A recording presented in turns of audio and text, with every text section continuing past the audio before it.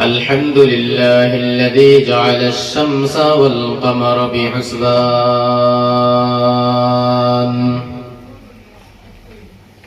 والنجم والشجر يسجدان على زمان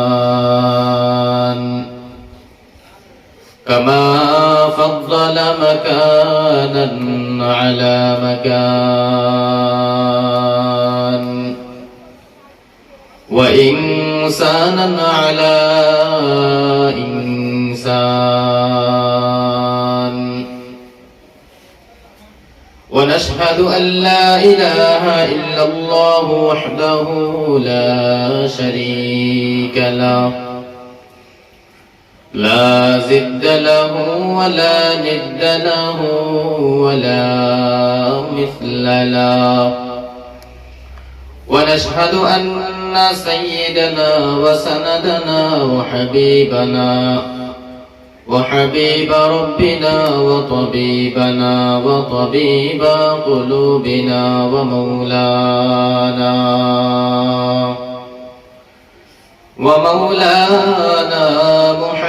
محمدا عبده ورسوله صلى الله تعالى عليه وعلى آله وأصحابه وبارك وسلم تسليما كثيرا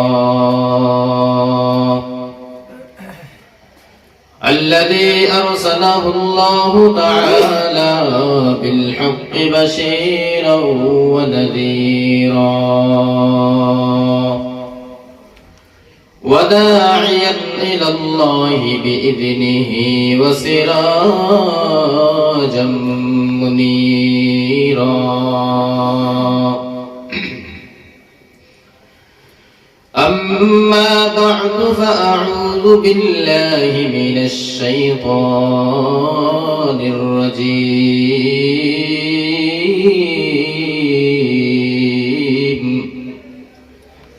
بسم الله الرحمن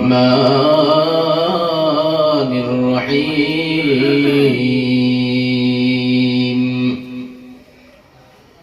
لقد كان لكم في رسول الله أسوة حسنة وقال رسول الله صلى الله تعالى عليه وسلم كل أمة يدخلون الجنة أو كما قال النبي عليه الصلاة والسلام صدق الله المولانا العظيم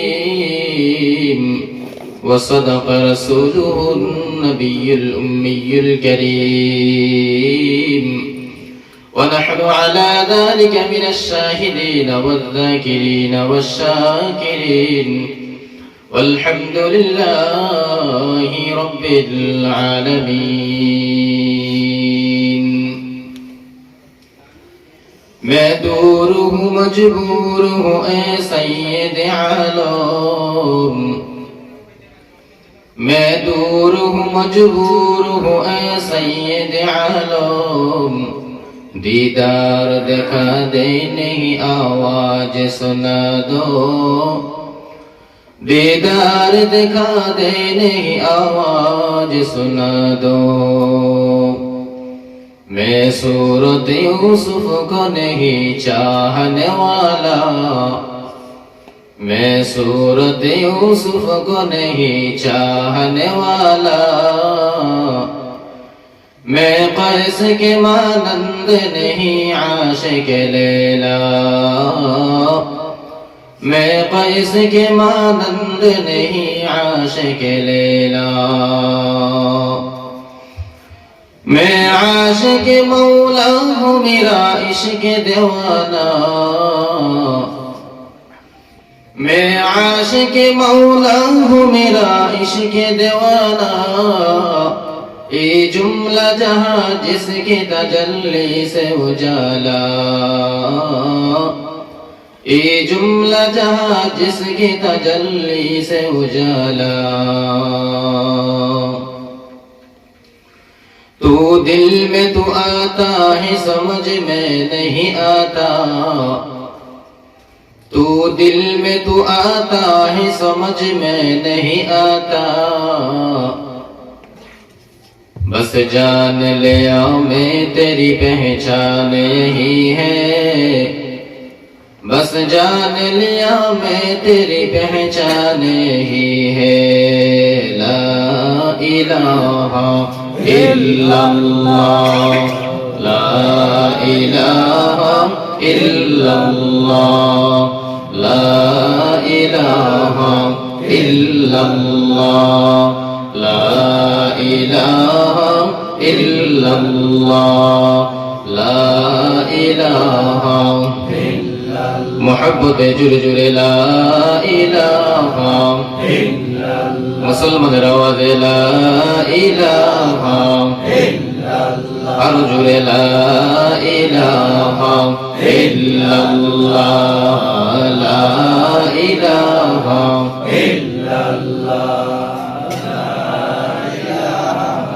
इल्लल्लाह, ला इलाहा इल्लल्लाह, ला इलाहा इल्लल्लाह, ला इलाहा इल्लल्लाह। सजदा करब ना गैरुल्लाह, सजदा करब इल्लল্লাহ। ঠিক কি না? সজদা কাকে করব? জোরে বলুন, কাকে করব? গায়রুল্লাহকে সজদা করা যায়? বটগাছকে সজদা করা যায়? কোন পীর সাহেবকে সজদা করা যায়? কোন মাজারে সজদা করা যায়? সজদার যোগ্য কে? জোরে আওয়াজ করে বলুন, কে? সজদা করব না গায়রুল্লাহ, সজদা করব ইল্লাল্লাহ। আসমান জমিন গায়রুল্লাহ, আসমান জমিন গায়রুল্লাহ, শুধু মাবুদ এক আল্লাহ।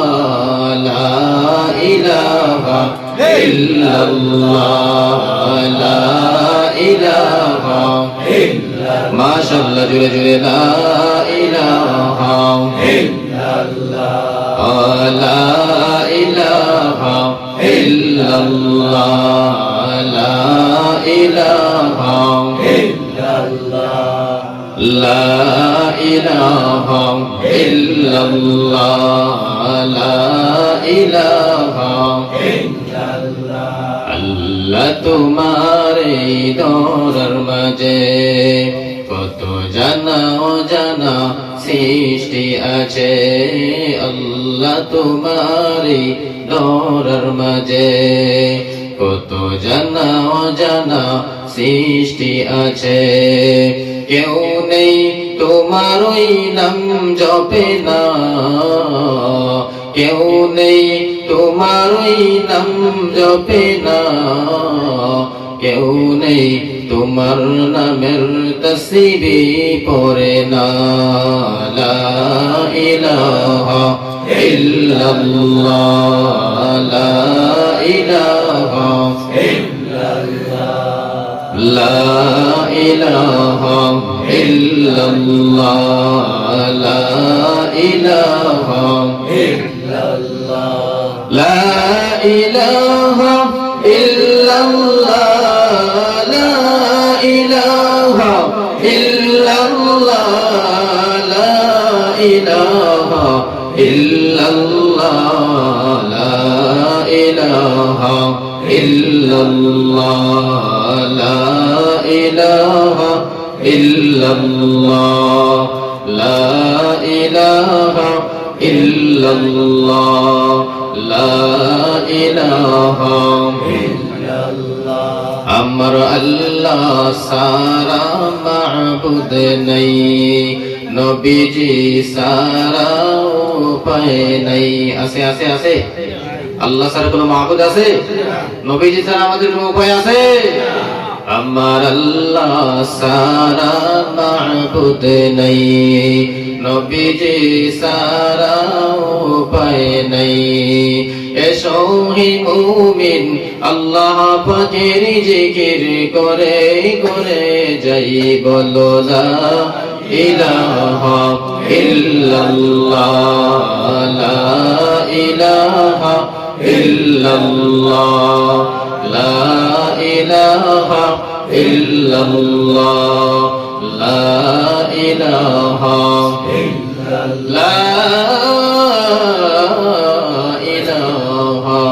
ইল্লাল্লাহ মুহাম্মাদুর রাসূলুল্লাহ। সকলে বলুন সাল্লাল্লাহু আলাইহি ওয়াসাল্লাম। সুবহানাকা লা ইলমা লানা ইল্লা মা 'আল্লামতানা ইন্নাকা আনতাল আলিমুল হাকীম। رب اشرح لي صدري ويسر لي أمري واحلل عقدة من لساني يفقه قولي। আলহামদুলিল্লাহ। কালীনগর তুমি সারা রাত্র কাটিয়ে দিচ্ছে অবহিত প্রেম ভালোবাসার মাধ্যমে, ঠিক কিনা? ডানা কাটা পরীর জন্য পাগল, কিন্তু দুনিয়ার জমিনে কেমন ডানা কাটা পরি? আল্লাহ পাক রব্বুল আলামিন বলেন, হে যুবক, যদি তুই তোর যৌবনকে দুনিয়ার জমিনে হেফাজত করে যেতে পারো, আমি আল্লাহ পাক রব্বুল আলামিন তোকে কিয়ামতের কঠিন মুসিবতের ময়দানে জান্নাতের মালিক যখন বানাবো, তখন তোকে বউ দিব কমসে কম 70টা। সুবহানাল্লাহ বলবেন না? সুবহানাল্লাহ। বউ কমসে কম কয়টা পাইবেন? 70। কয়টা? একজন মানুষের কয়টা বউ লাগে মিয়া? হ্যাঁ, বউ দিবে জান্নাতের ভিতরে কমসে কম 70টা, আর উপরে দিবে 25,000। জিরো বলেন সুবহানাল্লাহ। এটা দুনিয়ার কোনো মেয়ের মতো না। দুনিয়ায় যত সুন্দর দেখেন, জান্নাতে একটা হুরের সমান হবে না, ঠিক কি না? তবে শর্ত হলো, দুনিয়ায় থাকা অবস্থায় যে সমস্ত যুবকেরা নিজের যৌবনের হেফাজত করে যাবে, নিজের জবানের হেফাজত করে যাবে, আল্লাহ পাক রব্বুল আলামিন তাদের জন্য জান্নাতি হুর রেখেছেন। জিরো বলেন সুবহানাল্লাহ। হে যুবক ভাই, তোমরা হলে ইসলামের সৈনিক, তোমাদের মাধ্যমে ইসলাম দুনিয়ার জমিনে প্রতিষ্ঠিত হয়েছিল। আজকে তোমাদেরকে নষ্ট করার ষড়যন্ত্র চলতেছে। মুসলমানদের যুবক যুবতীদেরকে ইন্টারনেটের মাধ্যমে, অনলাইন গুনাহের মাধ্যমে, ইহুদি খ্রিস্টানদের সবচেয়ে বড় একটা চাল ষড়যন্ত্র, কিভাবে মুসলমানদের যুবক যুবতীদেরকে অনলাইন গুনাহের মাধ্যমে তাদের চরিত্রকে ধ্বংস করা যায়, ধ্বংস করে কিভাবে শয়তানের বন্ধু বানিয়ে জাহান্নামী করা যায়, এটা চক্রান্ত চলতেছে। কথা বলেন ঠিক কি না? এই ফাঁদ তারা আজকে ফেলতেছে, আর আমাদের মুসলমান কলিজার টুকরা, আমাদের যুবক ভাইয়েরা এই ফাঁদের মধ্যে পা দিয়ে আটকা পড়ে যাইতেছে, ঠিক না? আমি আপনাদের কাছে আবদার রেখে যাই, অনুরোধ করে যাই, পা দুটো আগায় দেন, পায়ে ধরে বলতে পারবো ইনশাআল্লাহ। যদি বলেন হুজুর আমার পায়ে ধরে বলেন, আমি এখান থেকে নেমে আপনারা পায়ে ধরে বলতে চাই, আমিও তো আপনার মতো যুবক সন্তান, আমিও তো ইচ্ছা করলে মেয়েদের লাইন লেগে যেত। কথা বলেন ঠিক কি না? ঠিক না? বুড়া হয়ে গেলাম নাকি? মেয়েদের লাইন লাগতো, কিন্তু কেন বাবাজিরা ভাইয়েরা চৌকের হেফাজত করি, কেন পর্দা করতে চাই? কারণ জাহান্নামের আযাব সহ্য করা যাবে না। মুসলমান যুবক বাবাজিরা ভাইয়েরা, মাঝখান থেকে একটা কথা বলে যাই। আল্লাহ পাক রব্বুল আলামিন বলেন, যে যুবক দুনিয়ার জমিনে একটা বেগানা যুবতীর দিকে তাকালো, আর যে যুবতী একটা বেগানা যুবককে তার শরীর তার দেখার মতো সুযোগ করে দিল, কিয়ামতের কঠিন মুসিবতের ময়দানে এই দুই দল যুবক যুবতীর চৌকের মধ্যে জ্বলন্ত আগুনের সীসা ঢেলে দেওয়া হবে। নাউযু বিল্লাহি মিন যালিক। সহ্য করতে পারবেন তো? আহা, যদি না পারেন তাহলে এখন থেকে নিজের যৌবনের হেফাজত করেন, এখন থেকে মোবাইল ইন্টারনেটের গুনাহ থেকে নিজেকে বাঁচান। এখনো সময় আছে, খালিদ বিন ওলীদের মতো হয়ে যাও। এখনো সময় আছে, হযরত ওমর ইবনুল খাত্তাব রাদিয়াল্লাহু তাআলা আনহুর মতো হয়ে যাও। এখনো সময় আছে, হযরত আলী রাদিয়াল্লাহু তাআলা আনহুর মতো হয়ে যাও। এখনো সময় আছে, ইমাম হুসাইন রাদিয়াল্লাহু তাআলা আনহুর মতো হয়ে যাও। এখনো সময় আছে, দুনিয়ার জমিনে হযরত উসমান ইবনে আফফান রাদিয়াল্লাহু তাআলা আনহুর মতো হয়ে যাও। কারণ তারা তো দুনিয়ার জমিনের মধ্যে আর আসবে না। এই তাদের দ্বীন ইসলাম আমাদের কাছে আমানত রেখে গেছেন, এটা যদি আমরা হেফাজত না করি তাহলে করবে কে? ও যুবক বাবাজিরা ভাইয়েরা, গুনাহ করবেন না, ইসলামের ছায়াতলে ফিরে আসো, নবীজির আদর্শের মালাটা গলায় লাগাও। আপনি বলতে পারেন, হুজুর আপনাদের মতো তো এত খাইয়া দাইয়া এত আরামে নাই যে শুধুমাত্র 5 ওয়াক্ত মসজিদে গিয়ে নামাজ পড়বো টুপি নিয়ে। আমি বলি বাবাজিরা ভাইয়েরা, খাইয়া দাইয়া কাম আমাদেরও নাই। আমাদের আছে? আমাদেরও খাইয়া দিয়ে কাম নাই। অনেকে বলে হুজুর আরামে আছেন, পরের বাড়ি খাইয়া আরামে আছেন তো মজা টের পান না। আমরা সারাদিন কাজকর্ম করতে করতে আমাদের জান যায়, আপনারা পরের বাড়ি খাইয়া আরামে আছেন, এই জন্য শুধু আমাদেরকে নামাজের কথা টুপির কথা বলেন। ওই যুবক বাবাজিরা ভাইয়েরা, আপনারা যে সময়ের কথা বলতেছেন, বলেন এই সময়টা আপনাকে কে দিয়েছে? জোরে বলেন, এই সময়টা কে দিয়েছে? আল্লাহ পাক রব্বুল আলামিন যে দিন যে রাত্র আপনাকে আমাকে সময় দিল, হায়াত দিল, ওই আল্লাহর দেওয়া হায়াত থেকে একটু সময় বাহির করে আল্লাহর গোলামি করতে পারবো না? কি বলেন, পারবো না? ইনশাআল্লাহ। ওই মুসলমান বাবাজি এবং ভাইয়েরা, এই জন্য পায়ে ধরে অনুরোধ করে বলি, যুবক আপনারা হলেন ইসলামের সৈনিক। আপনারা যেখানেই থাকেন, আপনারা কাজ করেন, কোনো অসুবিধা নাই। আপনারা ব্যবসা বাণিজ্য করেন, কোনো অসুবিধা নাই। আপনারা কলেজে পড়েন, কোনো অসুবিধা নাই। আপনারা ভার্সিটিতে পড়েন, কোনো অসুবিধা নাই। আপনি ড্রাইভিং করেন, কোনো অসুবিধা নাই। আপনি যেই কাজ করেন না কেন, আমার কথা হলো আপনি যেখানেই থাকেন, যেভাবেই থাকেন, ওখানেই থেকে, ওই জায়গায় থেকে নবীজির আদর্শের মালাটা গলায় লাগায় নাও। আপনার আমার মতো কত যুবক স্কুল কলেজ ভার্সিটিতে পড়ে, নামাজের সময় হয়ে গেলে 5 ওয়াক্ত নামাজ আদায় করে, একটু জবাব দেন আছে না নাই? জোরে বলেন, আছে না নাই? আপনার আমার মতো কত মুরব্বী নামাজের সময় হয়ে গেলে দোকানে বসে আড্ডা মারে না, আল্লাহর ঘর মসজিদে গিয়ে নামাজ আদায় করে, কথা বলেন আছে না নাই? এই জন্য মুসলমান বাবাজি এবং ভাইয়েরা, আপনাদের পায়ে হাত দিয়ে বলে যাই, আজকে থেকে তওবা করেন। আল্লাহ, এতদিন বুঝি নাই, গুনাহ করে করে সময়টাকে অতিবাহিত করেছি, আজকে থেকে তওবা করলাম, আর জীবনে কোনোদিন গুনাহ করব না, আর জীবনে কোনোদিন জবানটা দিয়ে মিথ্যা কথা বলবো না, আর কোনোদিন মাতা পিতার অবাধ্যে দুনিয়ার জমিনে চলাফেরা করব না, ওলামায়ে কেরামদের সঙ্গে বেয়াদবি করব না, দুনিয়ার জমিনে ওলামায়ে কেরামদের পরামর্শ নিয়ে, মা বাবার দোয়া নিয়ে, আপনার হাবিবের সুন্নতি তরিকায় আমল করে করে আমাদের জিন্দেগিটাকে পরিচালনা করব। সকলে বলেন ইনশাআল্লাহ। সেই তৌফিক যেন আল্লাহ আমাদের সকলকে দান করেন। সকলে বলেন আমিন। তো বলতেছিলাম বাবাজি এবং ভাইয়েরা, আপনার আমার নবীর চাইতে বড় কেউ নাই। ওই নবী কখনো হাত ডাক নিয়ে চলাফেরা করেন নাই, ঠিক কিনা? তাহলে আল্লাহর গোলাম হতে গেলে আপনাকে আমাকে কি অর্জন করতে হবে? গোলামের গুণ অর্জন করতে হবে। আর 1 নাম্বার গুণ হলো, আমরা দুনিয়ার জমিনে বিনয়ের সহিত চলাফেরা শুরু করব। কিসের সহিত? বিনয়ের সহিত, নম্রতার সহিত। হাত ডাক নিয়ে চলাফেরা করব না।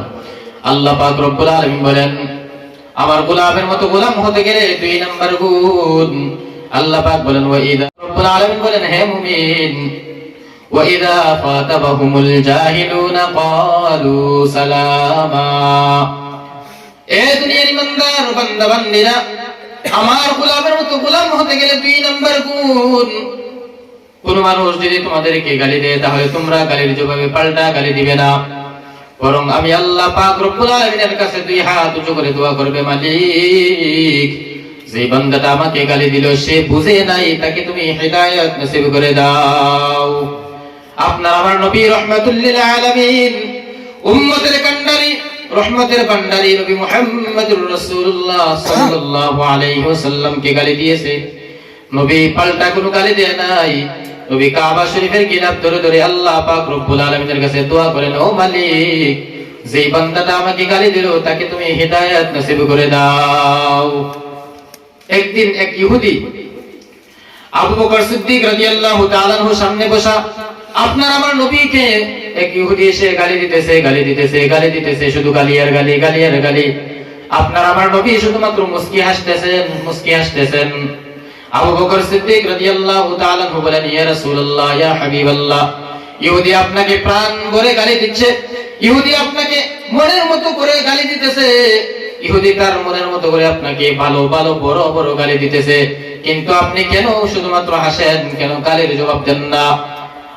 এবার আপনার আমার নবী রাহমাতুল লিল আলামিন বলেন, আবু বকর, কেন জবাব দেই না জানোনি? কারণ আমার পক্ষ থেকে আল্লাহর পক্ষ থেকে 2 জন ফেরেশতা আল্লাহ পাক রব্বুল আলামিন পাঠিয়ে দিয়েছেন। আমি গালির জবাব দেই না, ইহুদির গালির জবাব আল্লাহর পক্ষ থেকে 2 জন রহমতের ফেরেশতা দিতে আছে। আল্লাহর পক্ষ থেকে 2 জন রহমতের ফেরেশতা ইহুদির গালির জবাব দিতেছে। জোরে বলেন সুবহানাল্লাহ। ও মুসলমান বাবাজিরা ভাইরা, আল্লাহ পাক রব্বুল আলামিন বলেন, হে মুমিন, আমি তোমাদের নবীর মধ্যে উত্তম আদর্শ তোমাদের জন্য রেখে দিয়েছি। আল্লাহ পাক রব্বুল আলামিন বলেন, লাকাদ কানা লাকুম ফি রাসূলিল্লাহি উসওয়াতুন হাসানাহ। আল্লাহ পাক রব্বুল আলামিন বলেন, তোমাদের নবীর মধ্যে উত্তম আদর্শ রয়েছে। সুতরাং যে সমস্ত উম্মতের দলেরা রহমাতুল লিল আলামিনের কাছ থেকে উত্তম আদর্শ গঠন করতে পারবে, খুলুকে আযীম ওয়ালা চরিত্র গঠন করতে পারবে, তৈরি করতে পারবে, ওই সমস্ত উম্মতের দল কিয়ামতের কঠিন মুসিবতের ময়দানে আপনার আমার নবীর হাতের সঙ্গে হাত লাগাইয়া জান্নাতের উচ্চ মাকাম পেয়ে যাবে। জোরে বলেন সুবহানাল্লাহ।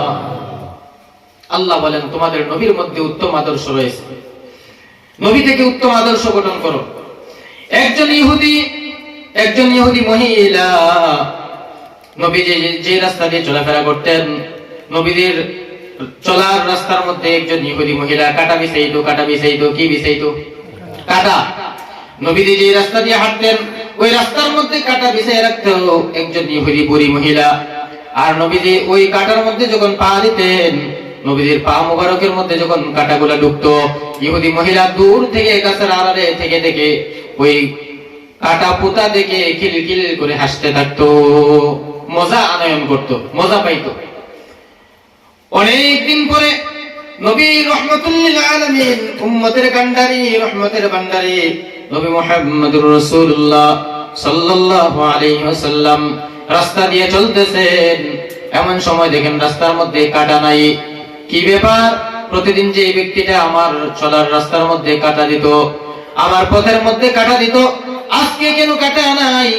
কি ব্যাপার? কি হয়েছে? ওই মহিলার কোনো সমস্যা হয়েছে নাকি? ওই ব্যক্তির কোনো অসুবিধা হয়েছে নাকি? ওই ব্যক্তির কোনো বিপদ হয়েছে নাকি?